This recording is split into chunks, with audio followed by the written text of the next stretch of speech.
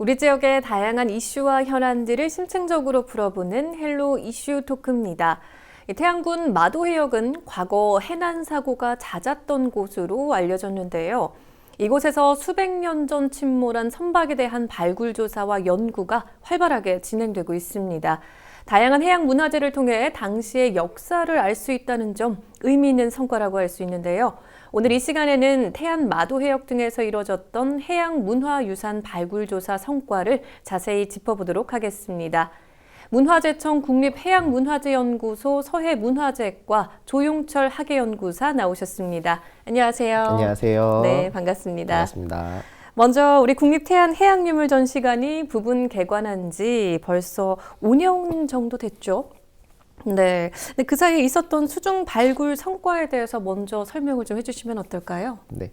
먼저 저희 전시관에 대해서 간단하게 먼저 설명을 드리면 저희 국립태안해양유물전시관은 문화재청 국립해양문화재연구소 소속의 국립해양문화유산 전문 발굴 연구 전시 기관입니다. 네. 국립해양문화재연구소에는 두 군데 전시관이 있는데 한 군데가 저희 태안해양유물전시관이고 다른 한 군데는 목포에 존재하고 있습니다. 네. 그래서 목포에 있는 전시관 같은 경우에는 서해 남부해역, 그래서 군산 이남에 있는 그 수중 발굴을 담당하고 있고요. 저희 태안해양유물 전시관 같은 경우에는 군산 이북, 경기도와 충청도의 수중 발굴을 담당을 하고 있습니다. 네. 그래서 저희 국립태안해양유물 전시관은 아까 말씀하신 대로 2018년에 부분 개관하고 2019년에 전면 개관해서 이제 올해로 5년째가 되고 있고요. 네. 그래서 사실은 저희 우리나라 수중 발굴 그 역사 같은 경우에는 신안에서 발굴된 1976년에 신안에서 발굴된 신안선 발굴부터 시작을 해서 지금까지 이르고 있는데 네. 저희 전시관이 개관한 이후로 한 5년 정도 지난 사이에는 서해 남부해역 같은 경우에는 진도의 명량대첩로, 그다음에 제주의 신창리해역, 군산의 고군산군도 해역 등에서 수중 발굴이 이루어졌고요. 그다음에 저희 전시관에서 담당하고 있는 서해 중부해역에서의 발굴 같은 경우에는 지금까지 태안 마도해역에서 꾸준히 발굴이 진행이 됐었고, 그리고 2019년부터 시작된 태안 양잡리 조간대에서 진행되었던 발굴에서는 취두 한 쌍이 온전하게 발굴이 됐습니다. 네. 2023년의 성과로 한 가지를 더 말씀을 드리자면 남부 해역에 해당되는 부분이긴 한데 해남 송오리에서 고선박 한 척이 더 발굴이 돼서 이제 우리나라에선 총 15척의 고선박이 발굴이 되었다는 것을 말씀드릴 수 있을 것 같습니다. 네. 근데 지금 그런 가운데 계속해서 또 수중 발굴이 이루어지고 있는 것 같은데 지금 지난해 7월부터 또 10월까지 태안 마도해역에서 발굴 조사가 이루어졌죠. 그리고 거기서 고려시대 유물 등 500여 점의 발굴이 이루어졌다고 또 들었습니다. 네. 네, 지난해였던 2023년에 그 태안 마도해역에서 지금까지 계속해서 진행되었던 수중 발굴의 일환으로 계속 발굴 조사가 이루어졌는데요. 네. 이번 발굴 조사에서는 11세기에서 12세기 것으로 추정되는 고려시대 선체편, 선체 조각이랑 그다음에 청자 접시, 그다음에 도기 같은 유물 500여 점이 발굴이 되었습니다. 그러면 이번 발굴 조사에서 지금 나온 유물 가운데 특별히 더 주목할 만한 유물이 있을까요?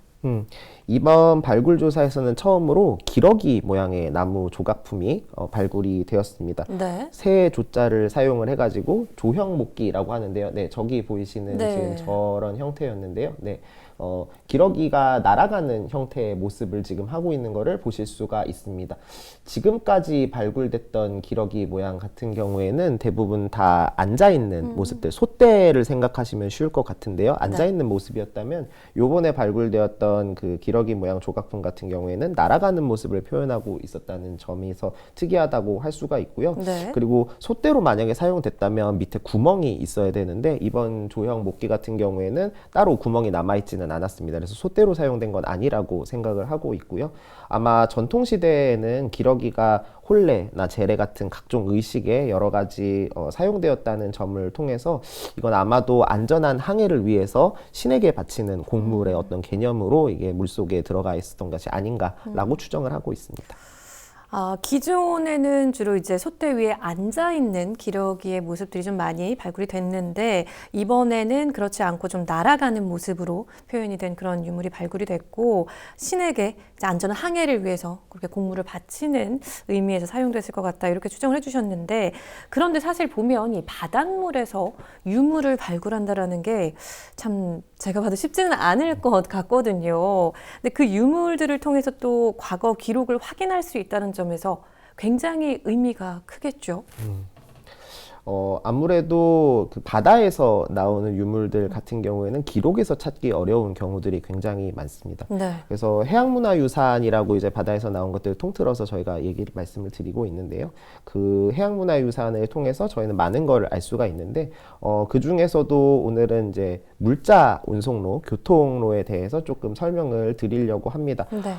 전통적으로 다양한 물류가 바다를 통해서 이동을 했고 해상 교통로를 통해서 운송이 되었던 걸 알 수 있는데, 특히 고려시대, 고려의 수도였던 개경 같은 경우, 그 다음에 조선시대에도 조선의 수도 한양 같은 경우에는 둘 다 각각 예성강이랑 그다음에 한강을 통해서 그 물자를 날랐기 때문에 서해에 근접해 있었다는 걸 저희가 알 수가 있어요. 네. 그래서 서해를 통해서 지금까지 많은 물자들이 유통이 됐다라는 걸 저희가 확인을 할 수가 있고, 그렇다는 점에서 서해로 정말 많은 물자들이 왔다 갔다 했다는 걸 저희가 알 수 있습니다. 특히 전라도의 물자들 같은 경우에는 서해를 통해서 옮기는 방법밖에는 방법이 없었기 때문에 굉장히 많은 물자가 오갔는데, 네. 그거에 비해서 이제 문헌 기록이나 역사 기록에 나오는 것들을 보면 그 생각보다 물자 이동에 대한 기록이 많지는 않습니다. 아마도 그 당시 사람들한테 서해로 물자가 이동한다는 건 너무나 당연한 일이었기 때문에 굳이 남겨놓을 필요가 없다고 생각을 했을 수도 있을 것 같아요. 네. 그래서 서해에서 무슨 사고가 발생을 한다거나 어떤 이슈가 있을 때만 이제 기록에서 남겨져 있어서, 사실상 그 해상으로 이동하는 어떤 그런 교통로나 운송로에 대한 내용들은 수중 발굴을 통해서 나온 유물들이 결정적인 어떤 힌트, 단서를 줄 수 있다고 할 수가 있는데요. 대표적으로 저희 전시관에서 지금 현재 전시를 하고 있는 목간 같은 경우를 봐도, 목간은 이제 일종의 택배 운송장 같은 역할을 하는 건데요. 누가 보냈고, 뭐 어디에서 출발했고, 누구한테로 간다, 어디로 간다, 이런 내용들이 이제 적혀 있는 것들인데, 이런 내용들은 아까 말씀드렸듯이 기록에는 확인되지 않은 것들이지만 이제 오로지 수중 발굴을 통해서만 알 수 있는 내용이기 때문에, 기록에서 부족했던 어떤 그런 부족한 역사의 어떤 부분들을 이 수중 발굴을 한 해양문화유산을 통해서 보완해서 저희가 완전한 어떤 한 페이지를 확인할 수 있다라는 점에서 굉장히 중요하다라고 말씀드릴 수 있을 것 같습니다. 네. 그리고 또 이런 유물들을 전시를 통해서 사람들과 또 함께 나눈다라는 점도 중요한 부분인 것 같은데, 지난 연말에 최근 5년 동안의 수중 발굴 성과를 반영해서 지금 국립태안해양유물전시관을 개편했죠. 네, 맞습니다. 지난 2023년이 이제 태안선 발굴로부터는 이제 15년이 되는 해였고, 그 다음에 저희 전시관이 부분 개관한 지는 5년이 되는 해여서, 처음으로 보여드렸던 그 제1상설 전시실을 개편해서 보여드리는 게 의미가 있다고 판단을 해서, 네. 제1상설 전시실을 지난 12월 26일에 다시 개편해서 여러분께 보여드렸고, 지금까지 진행되었었던 아까 말씀드렸던 이제 남부 해역과 중부 해역의 여러 수중 발굴 성과들을 연표와 지도 등을 통해서 담아낼 수 있도록 그렇게 구성을 해서 여러분께 선보이려고 노력했습니다. 그러면 좀 새롭게 개편한 제1상설 전시실이 어떤 공간, 그리고 어떤 내용으로 지금 구성이 됐는지 조금 더 설명해 주실 수 있을까요? 네, 제1상설 전시실 같은 경우에는 이제 저희 전시관 전체 얼굴이자 도입부라고 말씀을 드릴 수가 있을 것 같은데요. 1상설 전시실 뒤에 이제 2, 3, 4 전시실로 이어지기 때문에 뒤로 이어지는 전시실에 대한 어떤 흥미를 유발할 수 있는 그런 요소들로 좀 채웠습니다. 그래서 많은 유물을 넣기보다는 영상이나 그다음에 문헌 기록들, 그다음에 지도나 연표 등으로 이 공간에서는 수중 발굴이 무엇인가, 그리고 서해라는 공간은 어떤 공간인가, 이런 걸 알 수 있도록 좀 꾸며봤고요.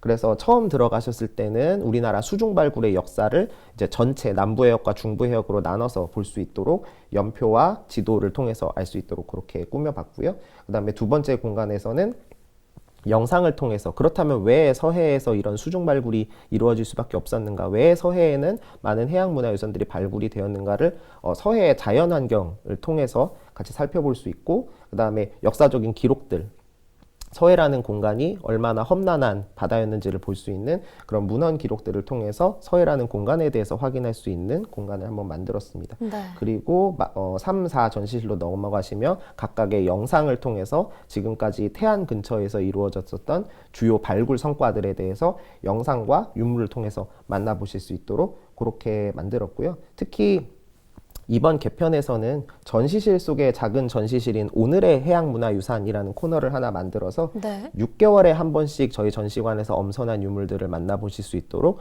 좀 독립적이고 집중적으로 관람하실 수 있는 그런 공간을 하나 따로 만들었습니다. 오, 그래요. 그럼 지금 이 오늘의 해양문화유산 코너도 좀 궁금하고, 사실은 이 전시라는 게 직접 가셔서 눈으로 확인하시는 게 굉장히 더 의미가 있고 중요하겠지만, 일단 가셨을 때 특히 주목할 만한 유물, 프로그램이 있다면 좀 짚어주시겠어요? 저희 전시관에서 요번 개편 때 조금 신경을 쓴 부분 중에 하나가 오늘의 해양문화유산 코너라고 말씀을 드릴 수가 있는데요. 요건 이제 매 반기마다 6개월마다 저희 전시관에서 엄선된 유물을 선보이는 그런 공간이라고 말씀을 드렸습니다. 네. 지난번에 저희 이제 서해 중부해역에서 주요 발굴 성과라고 말씀드릴 수가 있었던 태안 양잠리 조간대에서 발굴되었던 조선 전기 마루 장식 기와인 취두가 요번에 공개가 되었는데요.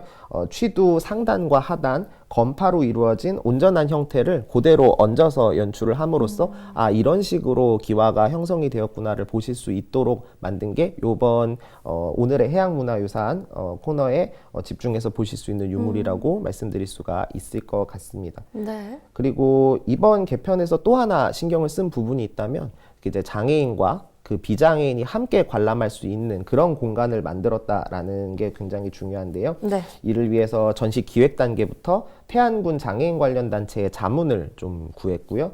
그리고 개막 전후로는 장애인 평가단을 운용을 해서 무장애 요소, 베리어 프리라고 요즘은 많이 얘기를 하던데 무장애 요소가 전시실의 다양한 부분에 적용될 수 있도록 좀 노력을 했습니다. 그래서 기존에는 사용하지 않았던 전시실 내부에까지도 점형 블록이라든지 장애인 편의를 위한 어떤 시설들도 만들었고요. 그다음에 저시력자를 위해서 QR코드 등을 이제 넣어서 패널이 너무 작아서 안 보이시는 분들한테는 글자를 크게 확대해서 보실 수 있는 그런 요소들을 좀 집어넣었고 사실 아직 만족스러운 단계라고까지 말씀드리기는 좀 어렵겠지만 앞으로 계속해서 보완을 거듭해 나가서 궁극적으로는 장애인과 비장애인이 모두 다 함께 전시 공간과 전시 유물들을 향유할 수 있는 그런 공간을 만들려고 노력하고 있습니다.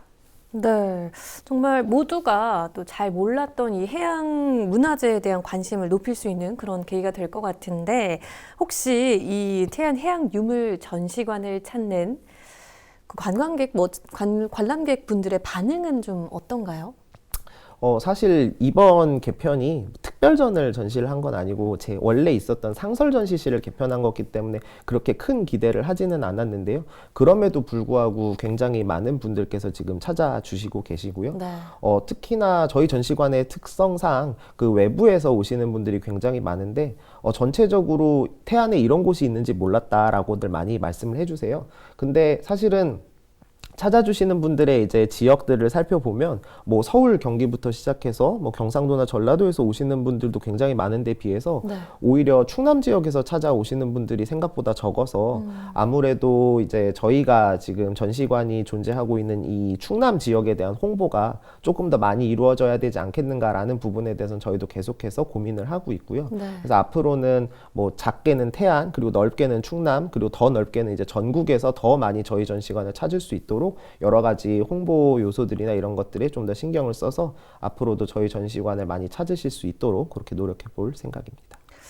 근데 혹시 지금 보면 학생들도 많이 찾을 것 같은데 어때요? 학교에서도 좀 많이 오나요? 네, 아무래도 그 단체 관람객들 중에서는 이제 학생들이 굉장히 많은데 학교에서 이제 체험 프로그램을 통해서 많이 신청해 주시는 경우가 많습니다. 그래서 저희 전시관 같은 경우에는 사전에 저희 쪽에다 공문을 보내고 신청을 하시면 학생들의 맞춤형 교육 프로그램을 진행을 하고 있어요. 그래서 2024년에도 여전히 진행을 하고 아무래도 새로운 교육 프로그램도 더 개발을 해서 아마 주변에 많이 좀 홍보를 하려고 노력을 하고 있는데 단순히 뭐 충남 지역만 국한되지는 않고요. 네. 이건 전국에서 만약에 저희 전시관에 방문하신다고 미리 사전에 연락만 주신다고 한다면 저희 쪽에서는 교육 프로그램을 만들어서 맞춤형으로 진행할 수 있을 것 같습니다.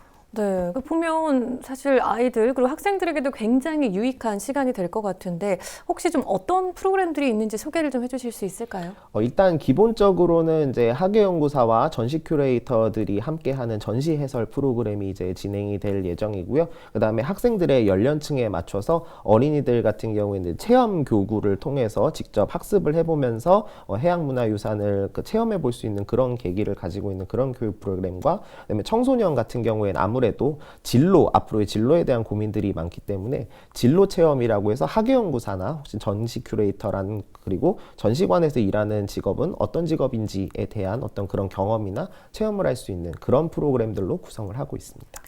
그래요. 정말 지금 알차게 전시도 진행되고 있지만 또 학생들을 위한 다양한 체험 프로그램도 있는 것 같은데 사실 또 앞으로 또 다양한 수중 발굴 연구가 어떻게 진행될지도 좀 궁금합니다. 혹시 올해 특히 중점을 두는 부분들이 있을까요?